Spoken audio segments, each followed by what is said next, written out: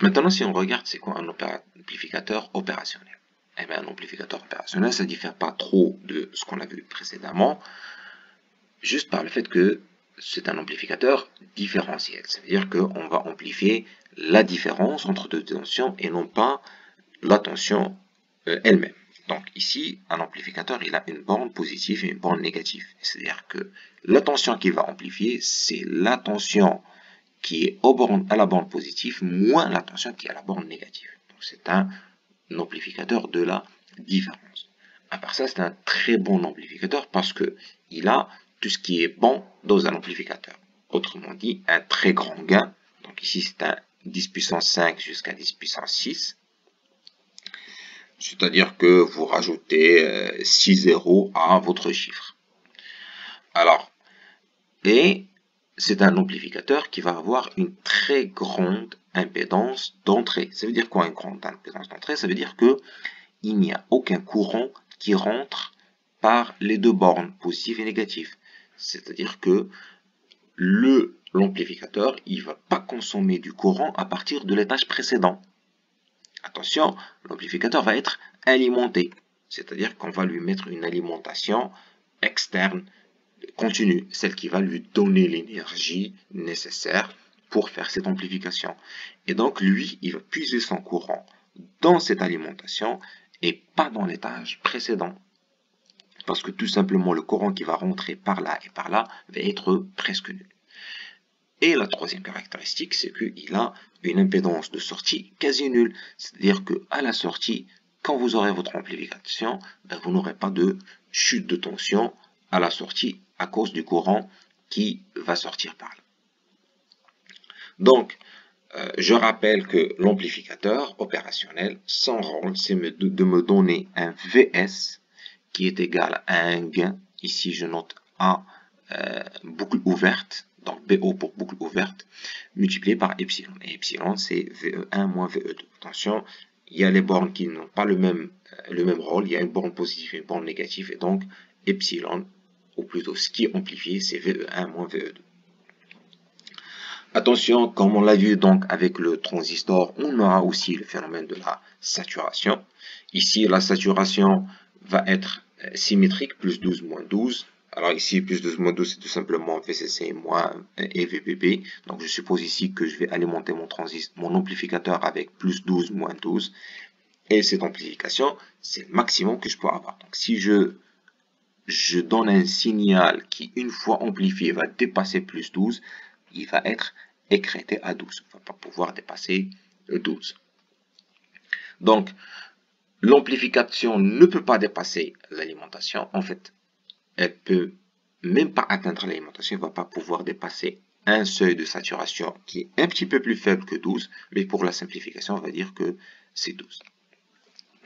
Donc, ça, en fait, c'est pas très agréable. Parce que si je dis que ma tension de sortie, elle peut être soit plus 12, soit moins 12, soit entre les deux. Alors, si je veux dire c'est quoi la relation entre VE et VS, alors c'est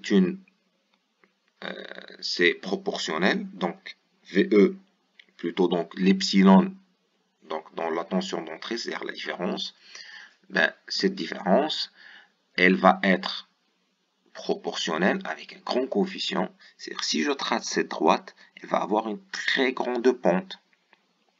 Et donc la zone où la pente ici se croise avec les 12 volts, c'est le epsilon maximum que je peux amplifier. Si j'applique ça mathématiquement, donc je sais que le epsilon max, c'est 12 volts divisé par le gain qui est 10 puissance 6. Ça me fait 12 microvolts. Mais si on applique ça, ça veut dire que si la différence entre les deux tensions, si le epsilon que je peux amplifier dépasse les 12 microvolts, c'est bon, je suis dans la saturation. Bien sûr, s'il dépasse plus 12 microvolts ou moins 12 microvolts. C'est-à-dire, si je suis supérieur à 12 microvolts ou à moins 12 microvolts, je serai dans la saturation. Et moi, je ne vais pas être dans la saturation parce qu'il n'y a pas de proportionnalité, il n'y a pas de linéarité quand je suis dans la saturation. Et donc, c'est un circuit qui semble, à première vue, pas très utile parce que ben, il atteint la saturation pour 12 microvolts. 12 microvolts, c'est rien, c'est une très faible tension, c'est de l'électrostatisme. Donc, si vous laissez un ampli-op juste tout seul, rien que à travers les phénomènes d'électrostatisme qui se trouvent dans l'air, il sera déjà saturé. Donc, maintenant, on peut le mettre en régime linéaire. On va voir en utilisant une contre-réaction négative. Mais quand on est dans le régime linéaire, on a maintenant une autre information. C'est-à-dire, si on est dans cette zone, ben, on sait que epsilon, que la différence entre les deux tensions, elle est inférieure à 12 microvolts. Et donc, on peut dire que si on arrive à travailler dans le régime linéaire, si on trouve comment, on sait que epsilon est presque zéro. C'est-à-dire que si on est dans le régime linéaire, ça veut dire que les bornes, la tension au point V+, et la tension au point V- sont égaux. Alors, on va justement utiliser cet amplificateur dans quelques montages. Alors, pourquoi on l'appelle amplificateur opérationnel? Ben parce qu'il nous permet de faire des opérations sur les tensions. On va voir ça. Donc, première chose qu'on va essayer de faire, c'est de mettre une contre-réaction négative. Donc, contre-réaction, ça veut dire réinjecter la tension de sortie dans la borne négative pour pouvoir réguler la borne négative. Alors ça, on peut prouver que ça nous permet de travailler dans le régime linéaire parce que ça va réguler la tension aux bornes négatives. Donc, si on regarde ce montage, ben, on sait que, et qu'on regarde l'hypothèse qu'on a fait, c'est-à-dire que V+ est égal à V-, et que ici on sait que V+ est égal à 0 parce que le plus est relié à la masse, au potentiel nul, et bien tout simplement le V- c'est aussi une masse, mais il n'est pas relié à la masse. Il va avoir le rôle d'une masse, mais pas directement. C'est-à-dire que les courants de la masse ne circuleront pas dans la borne négative. Alors on parle donc d'une masse virtuelle. Maintenant, si on applique le diviseur de tension à ce point-là, donc on sait que V-, donc regardez ici, V-, c'est égal à Vs sur R2 plus VE sur R1, le tout divisé par 1 sur R2 plus 1 sur R1. Donc c'est ça cette équation. Mais on sait aussi que cette borne-là est égale à 0, puisque cette borne-là est égale à 0. Donc tout ça, c'est égal à 0. Si on simplifie tout ça, ben, on sait que R1 Vs plus R2 VE divisé par R1 plus R2 est égal à 0, ce qui me permet de savoir que Vs est égal à moins R2 sur R1 VE. Et ça veut dire que si je prends R1 est égal à R2, si je prends la même résistance, la même valeur pour les deux résistances, je vais avoir que Vs est égal à moins VE. On parle alors d'un montage inverseur, ce qui me permet de prendre une tension d'entrée et de l'inverser. Et ça, c'est très utile, parce que si par exemple c'est un signal sinusoïdal, ben, je vais avoir un signal en opposition de phase. C'est très utile parce que je peux l'utiliser dans d'autres choses. Alors, autre chose que je peux faire, c'est ce qu'on appelle un montage non inverseur. Alors, un montage non inverseur, ça veut dire que je mets la borne négative à la masse à travers une résistance R1, j'injecte la tension que je veux ne pas inverser, donc la tension VE dans la borne positive, et je relie la contre-réaction négative à la borne négative avec R2. Alors là, je sais que V+ est égal à V- est égal à VE, donc parce que V+ est égal à VE. Et si j'applique le diviseur de tension, donc j'ai le V- qui est égal à Vs sur R2 plus 0 sur R1, donc ça fait 0, le tout divisé par 1 sur R2 plus 1 sur R1. Et ça, c'est égal à VE parce que V- est égal à V+, et V+ est égal à VE. Donc, cette somme-là, ce rapport-là, ben, il est égal à VE. Et si je fais un peu de mathématiques, je peux trouver que Vs est égal à R1 plus R2 sur R1 VE. Et donc là, j'ai le Vs qui est égal à un certain coefficient multipliant VE. Et ça, c'est supérieur à 1. Donc, je suis ici en train de faire un montage amplificateur parce que R2 plus R1 va être supérieur à R1. Et je vais amplifier la tension VE. Alors on peut le voir comme ça, hein, comme on peut le voir que je peux prendre R est égal à 0, donc je peux prendre une contre-réaction directe, ce qui me permet d'avoir R1 sur R1, c'est-à-dire que VS est égal à VE.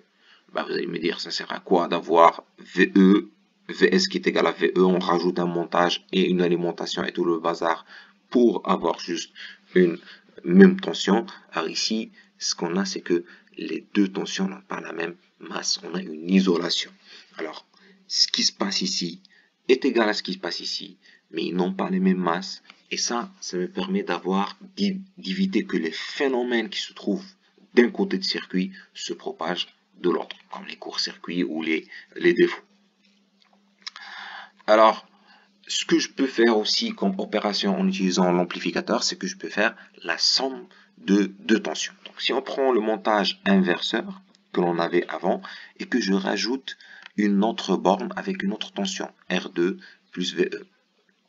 Donc, rappelez-vous, on avait V plus qui est égal à 0 et V moins qui serait égal à 0 parce qu'ils sont égaux. Alors, dans ce cas, on a V moins qui est égal à VS sur RB. Donc, VS sur RB plus VE1 sur R1 plus VE2 sur R2, le tout divisé sur 1 sur RB plus 1 sur R1 plus 1 sur R2. Alors, pour pouvoir simplifier le calcul, on va prendre R1 est égal à R2. Alors, sinon, la somme ne veut pas être proportionnelle, mais bon, on peut avoir ce qu'on appelle une sommation biaisée par coefficient. Mais si on veut avoir une sommation, ben on doit prendre R1 est égal à R2. Dans ce cas, je vais avoir VS qui est égal à moins RB sur R, facteur de VE1 plus VE2. Donc, je suis en train d'avoir VS qui est proportionnel à une somme de deux tensions. Bien sûr, on parle d'un sommateur inverseur ici parce qu'il y a un signe moins. Donc, je vais avoir une inversion de plus, mais ce n'est pas très dérangeant parce que de toute façon, si cette inversion me dérange, je peux prendre un montage inverseur et le mettre ici, de ce côté-là. Et dans ce cas, je vais avoir VS qui est égal à moins RB, R2 sur R, R1, multiplié par VE1, VE2, je vais faire disparaître le signe moins. Mais bon, c'est pas très grave, c'est un sommateur, ce circuit s'appelle un sommateur inverseur, parce qu'il me met un signe moins dedans. Mais c'est très utile parce que j'arrive à faire la somme de deux tensions. Alors je peux utiliser ça dans plusieurs choses. Je peux par exemple l'utiliser pour ajouter une composante continue à un signal. J'ai un signal qui est centré, je peux lui ajouter une composante continue. J'ai un sinus centré autour de 0. Et je peux utiliser par exemple VE2 qui est une tension de 10 volts. J'aurai un signal avec composante continue. Je peux faire beaucoup de choses avec. Ça, c'est juste un exemple. Sachant que je peux aussi fabriquer un sommateur non inverseur. Il suffit de prendre le circuit tout à l'heure, le circuit non inverseur. Donc, j'ai le borne moins qui est relié à la masse à travers une résistance RA et une contre-réaction avec une résistance RB. Et je mets mes tensions à la borne positive, donc VE1 à travers R1 et VE2 à travers R2. Alors, vous pouvez faire le calcul sur V-. Donc, V-, c'est d'un côté VS sur RB plus 0 sur RA. Donc, c'est ce côté-là, divisé par 1 sur RB, 1 sur RA. Et de l'autre côté, vous avez V- qui est égal à V+. Or, V+, c'est VE1 sur R1, VE2 sur R2, divisé par 1 sur R1 plus 1 sur R2. Alors, encore une fois, si vous voulez ne pas avoir de coefficient, vous prenez R1 est égal à R2 est égal à R. Donc, vous prenez la même résistance ici.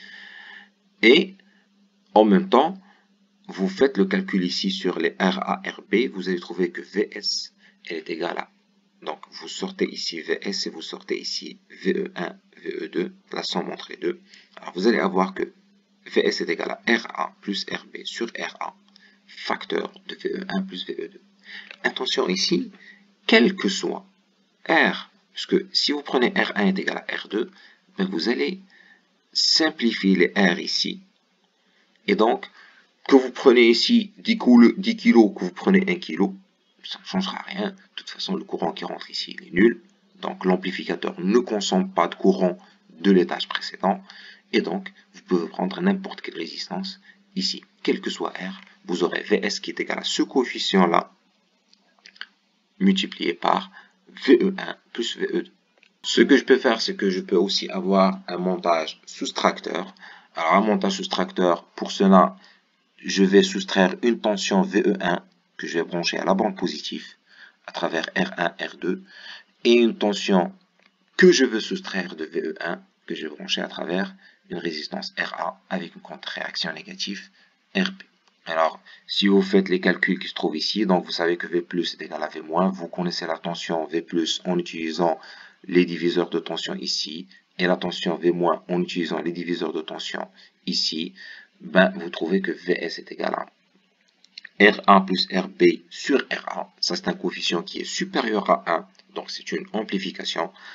Donc, il y aura une soustraction avec une certaine amplification, sauf si vous prenez RB est égal à 0, donc directement avec un fil, et dans ce cas, vous aurez un coefficient de 1. Alors, multipliant donc ce coefficient ici, multipliant R2 sur R1 plus R2, VE2, pardon, donc la tension qui est dans la borne positive, moins RB sur RA plus RB, la tension qui est dans la borne négative. Alors, c'est un montage qui va faire la soustraction biaisée avec un certain coefficient. On peut appeler ça un montage soustracteur, mais attention, c'est aussi un amplificateur différentiel. Alors, justement, dans ce montage-là, on a deux amplificateurs opérationnels. L'amplificateur opérationnel qui est au milieu, donc ça c'est un amplificateur différentiel, donc l'ampliop c'est un amplificateur différentiel qui m'amplifie la différence entre la borne positive et négative, et j'ai aussi un amplificateur différentiel plus grand, celui que je viens de construire avec mes résistances. Mais lui il m'amplifie quoi? Il m'amplifie la différence entre VE1 et VE2. Et c'est aussi un montage différentiel. Mais son gain, il est beaucoup plus faible que celui de l'amplificateur opérationnel, qui lui aussi est un amplificateur différentiel. Le gain ici, il dépend de RA plus RB sur RA. Donc, il dépend de la taille de RB.